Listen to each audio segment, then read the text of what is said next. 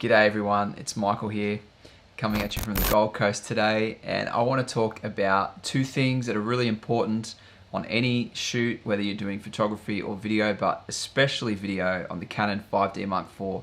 Those two things are white balance and exposure. So we know that on the Canon 5D Mark IV, there's a process of encoding where color information is baked into the image. So it's not a raw file that comes out of the camera. It's a encoded file, and you've got color information that bakes in. So if you get things like white balance and exposure wrong, it can mean a really bad situation for when you're trying to color correct later in post. So it's always really important to get those as close to as balanced and correct as possible when you're at a commercial shoot or a corporate shoot, or even doing anything that you want just to look really good when you export that, the final video, and to avoid lots and lots of work later. So with that said, let's dive right into this video and check out how I set up my exposure and I set up my white balance before I hit that record button.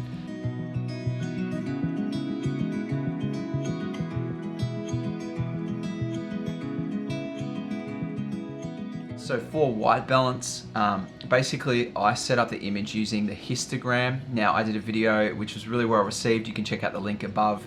It was on the 10 things I love about the Canon 5D Mark IV. Now, one of the things that I don't like as much is there is no such thing on the Canon 5D Mark IV as what's called zebras, which show you where your overexposed areas are in your image. And it works perfect for video. Now, I came from the 5D Mark III, where I used zebras with Magic Lantern, and it was great because I could always see where I was clipping my whites. Now, I'm not as worried about clipping or like being too low or underexposed in the shadows. It can introduce some noise, but I'm more worried about clipping highlights, because clipping highlights is something that you can never get back. It's a loss of information. You don't actually have any information, any color information, so it looks terrible if you clip the highlights. So the zebras were really good. Now the 5D Mark IV doesn't have zebras, so there is a little bit of work involved to get things right. So let me just pull up now my histogram on the back of the 5D, and we'll go from there. I'm just gonna quickly touch the back of the camera here and cycle through the menus, and now you can see the histogram is up. So basically this scene, I'm looking at the histogram now, it's quite well lit. There's a big group of shadows over in this area here because of probably the color of the walls in this room is really good for video editing. So you can see a spike in the histogram. I'll see if I can point it out here. A spike in the histogram here. Basically, that's this area over here, this darker area over here. Now I've got this really well lit. This is not my general lighting. This is more like a commercial lighting situation. I've got 3 lights over here, which is just blowing up this whole room. So as you can see now, there's a little clip I can see in the right here in the corner of the histogram. This is 100% here. This represents 100%, and over this side, this represents 0%. So basically 0%, which is black, 50% in the middle is what we call a mid-gray kind of color, and here this is 100%. So if I'm over here, this looks like there's a little clip here, but what I think it is I think it's the 2 lights over here. So if I had to block out the 2 lights of the scene, then as you can see here, you lose that little bit of information, and when I come back, there they are there. So I'm happy that they're overexposed in this scene. So right now, my settings are 50 shutter. I'm shooting in 24 frames per second, and I'm at 2.8 aperture. So I like the scene, the way it looks. The ISO is set to 100, so I think my exposure is pretty good.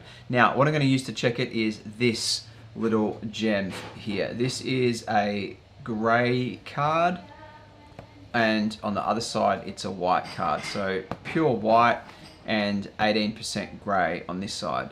So what I'm doing basically is I want to check the main source of lighting, the main area of lighting, basically on the side of my face, which is exposed the most. So what I'm going to do is just hold the card right here, and I'm just going to move around, and I'm going to check where my 18% gray should be reflecting into the camera at 50% on the histogram. So basically, I'm going to turn here, and I reckon around about there is where the most reflective element is happening on my face and on my glasses here. You can see the light reflecting. So around about there, and that is, if you look at the histogram over here, it is exactly at 50%. So that is correct for the grey card. I'm happy with that. Now, white card, what I said before, remember, is it's really important that the white doesn't clip. So I'm going to check now the white at the most exposed place, which is right here where the lighting is on my face. And I'm seeing a spike over there, as you can see it go up right here. And I can see that it's not clipped.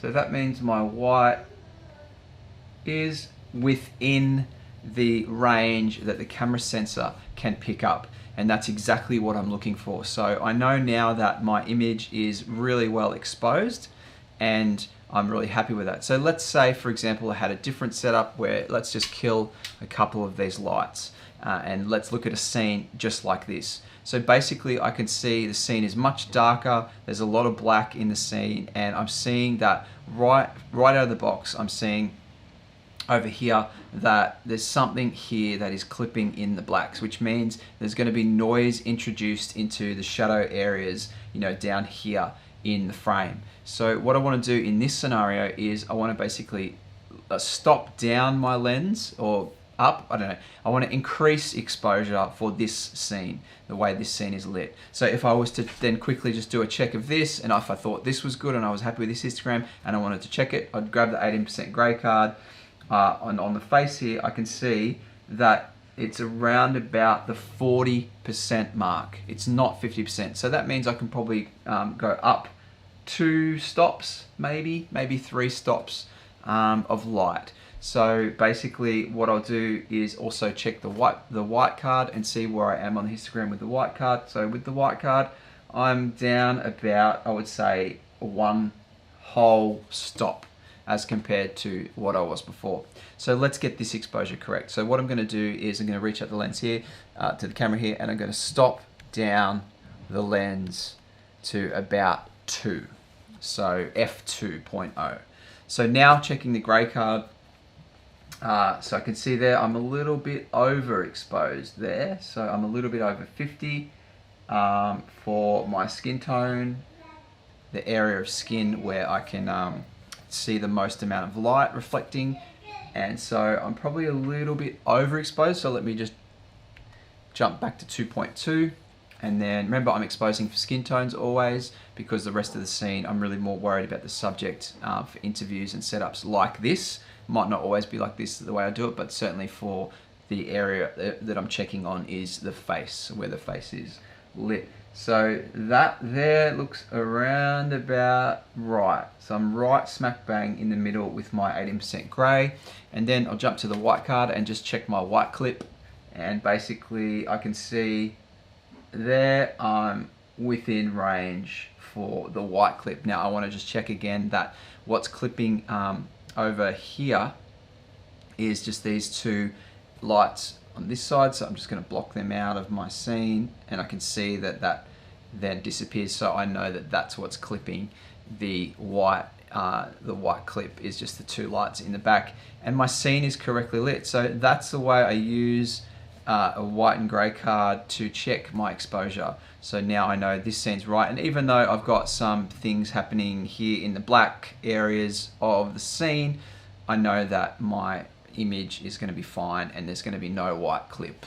There might be some noise and grain in the back of the image in this area here, but I'm pretty sure it's looking nice and clean, and I'm not too worried about that. So that is the way I do my exposure. Now setting white balance is a little bit different, and basically I'm going to select, because I'm exposing for skin and I want the white balance to look good on the skin, I'm not too worried about the rest of the scene, I'm going to use the 18% grey card. So basically what I'll do is I'll set this grey card up right in the area where the subject is. So I'll set it up basically right here.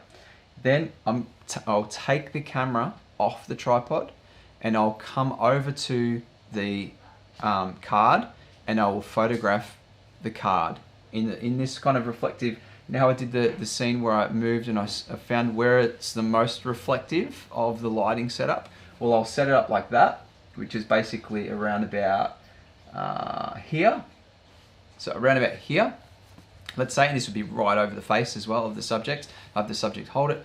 Then I would take the camera off the tripod and I would bring the camera over to the card and I would photograph the entire card. So basically photograph the entire card with everything of the card in the photograph. Then I would go to the menu on the camera and I would select the custom white balance. Then I would go and select that photograph to use as my custom white balance. Then I go back into the white balance settings and then I set in the white balance settings custom white balance. And that basically gives me an image that is balanced for the 18% gray card with the lighting set up on the skin. So it's balanced really well for skin tones, and that's going to give me the best possible white balance for that particular scene.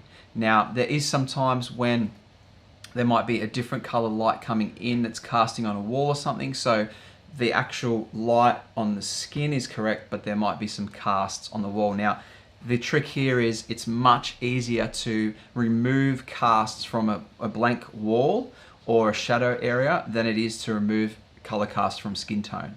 So you want your skin tone to be correctly white balanced, and then the rest of the scene can sit how it is, and it's so much easier to select a cast of color and mask it out in a different area of the image. And that's probably for another video, but basically when you're color grading, it's so much easier to select, you know, a big area, mask out a wall or something in let's say an interview, and get rid of a color cast. But if you're trying to remove like a green cast or a magenta cast or orange or yellow cast from someone's skin tone, is very, very difficult. So basically that's why I always set for skin tone the white balance in the area where the skin is reflecting the lights that are in the room and what I've set up around the subject. And that gives me the best starting point, and you know, whatever the camera then bakes in to the image, it gives me a great starting point. Now, if I use Canon log on the Canon 5D Mark IV, what I can use that for is I can then just put a LUT on top of it and I can get a really good baseline for my color. And that's really why it's so important to get the white balance correct. So guys, that's my way of getting correct exposure on the Canon 5D Mark IV and correct white balance as well. So hopefully that's helped you guys. If you like this video, make sure you hit the like button. Subscribe if you haven't already to my channel. I can guarantee you won't be disappointed in the content that I'm bringing out, and you're gonna learn something every single time you see one of my videos. So thank you so much so far. I think we're just about to hit 700 subscribers and I'm really appreciative of each and every one of you. So yeah, hopefully you love the video and we'll see you in the next video. Cheers.